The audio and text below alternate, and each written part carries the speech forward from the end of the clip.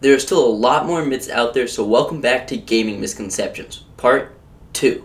If you want to see Part 1, it'll be up here and linked down in the description. Now let's get on to the first misconception.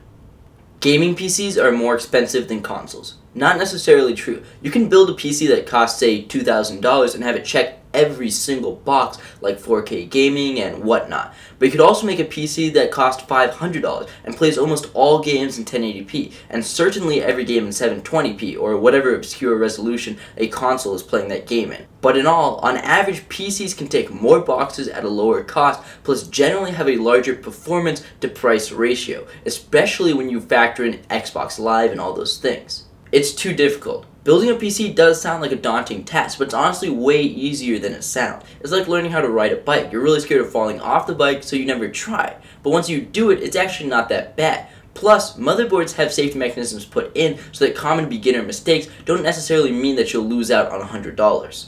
I just want something that works. Okay, so there's really no fighting this one, and I kinda get it. Now, although it's not a ton of work to build a PC like I just said, but you still have to put in research beforehand to figure out the best components to buy for your money, and set aside an hour or two to actually build the thing, and then another hour for installing Windows and all of your software and drivers and everything else. For some people, that simply isn't worth it, and that's understandable.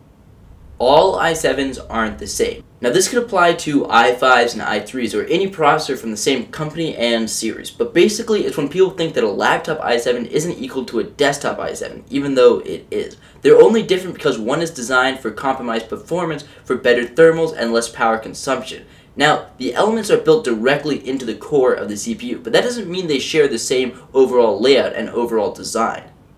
Lastly, bottlenecks. Now, bottlenecks do exist, but some people really miss the mark on what their bottlenecks actually are. Often people only look at the CPU, GPU, and RAM for the reason as to why their computer is running slowly, especially the RAM. They feel that they need 32 or 64 gigabytes of RAM just to edit videos in Premiere Pro. Now, Premiere Pro does eat a lot of memory, but it doesn't eat 32 gigabytes worth of this stuff, 8 or 12 at most. By the way, a great way to check what your everyday bottleneck is to go into Task Manager, then the Performance tab, and then see which component is constantly at the highest utilization.